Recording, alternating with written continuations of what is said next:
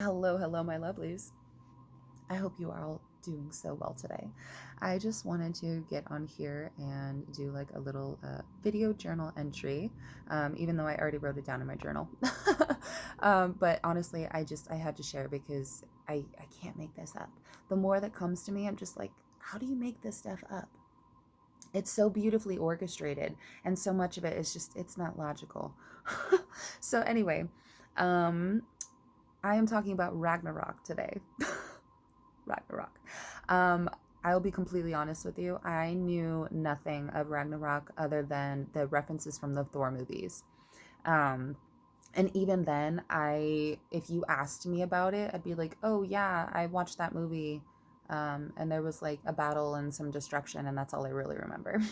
But other than that, I have never really been drawn to like Norse mythology or anything like that.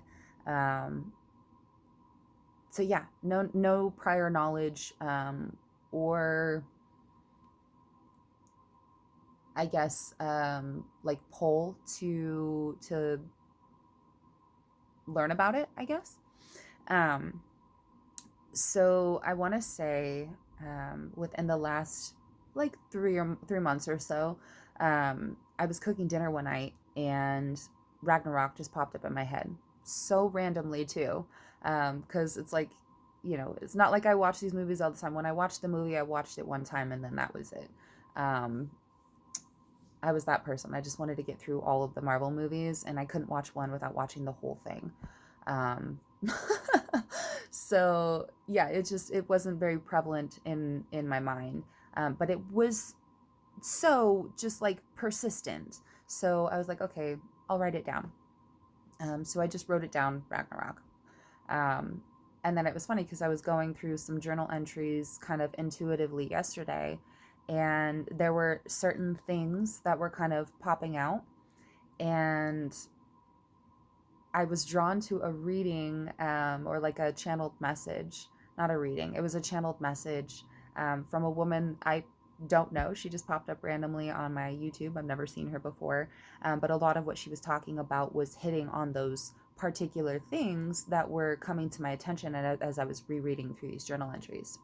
So, and it's really interesting because I don't always feel compelled to write everything down, in my journal. But recently, just like within the last few days, I've been writing a lot of stuff down, and it was funny because, this was all followed by a comment that I had just made to my mom about, oh yeah, I never write anything down. I don't always feel like writing things down, but recently I have. So, um, one of the things that caught my attention as I was rereading through these journal entries was Ragnarok, and I'm like, I wonder what this means, because I never really felt compelled to research it when it popped into my mind before.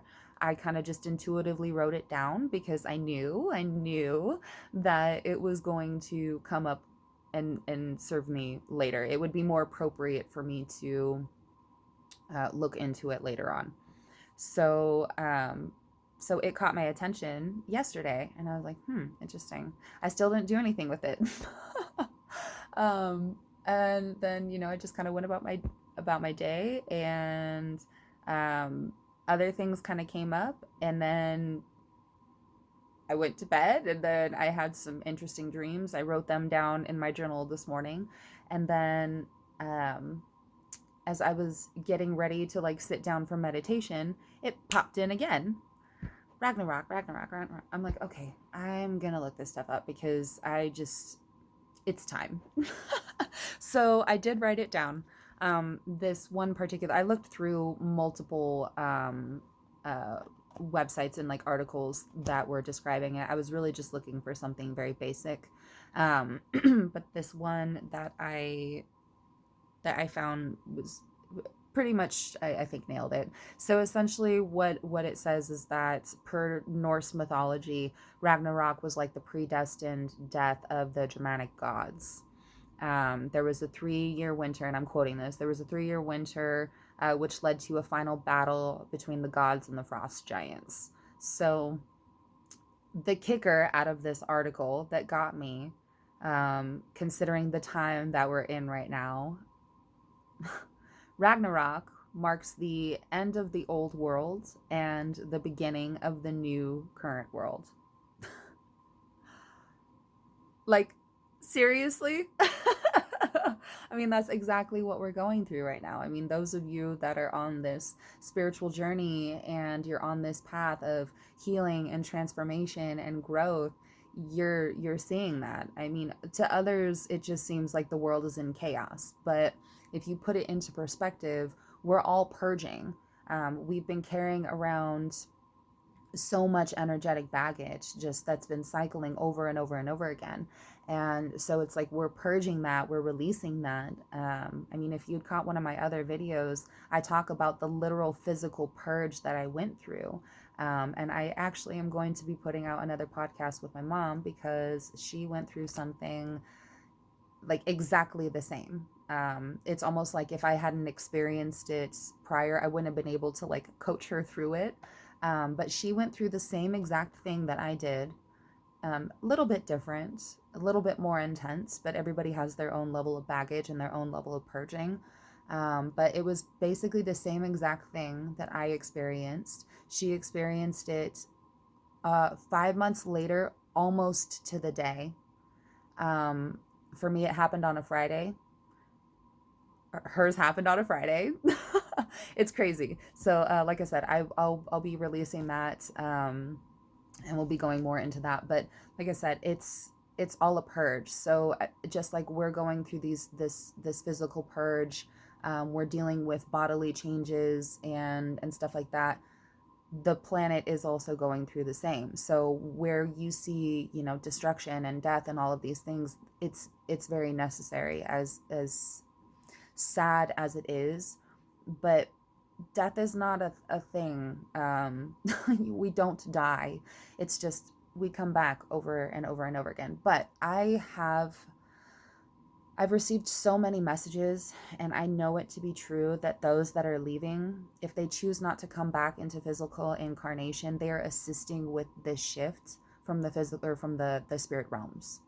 And if they do decide to come back in human incarnation or just incarnating on the planet, it will be of a higher vibration. So if anything, they're in a better state. And I know that's still so hard for some people to, I don't want to say comprehend, but to really feel. It's really hard, because dealing with death and destruction is something that we have been dealing with for eons. So everybody processes it a little bit differently. I had to experience a lot of that in order to be at this point in my life where I'm able to process it and not feel like I'm losing someone or something if one of my animal passes, or if I lose a friend or family member. I don't want to look at it as a loss.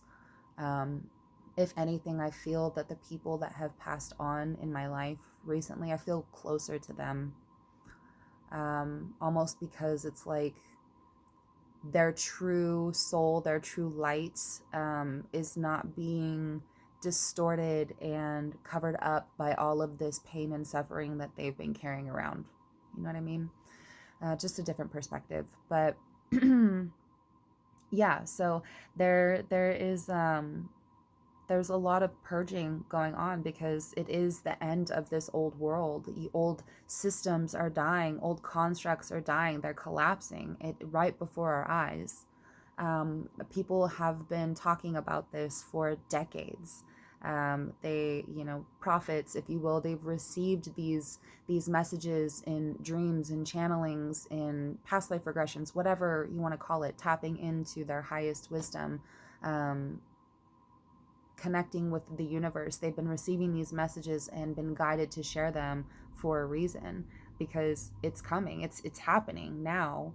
And I find this to be so interesting, how I know nothing of this topic, and it pops in and pops in, and then finally when I'm ready to receive and deliver that message, it's so profound and undeniable. So yeah, I just wanted to share that with you, lovelies. I hope you all have a wonderful rest of your day, and as always, love, light, and blessings to you.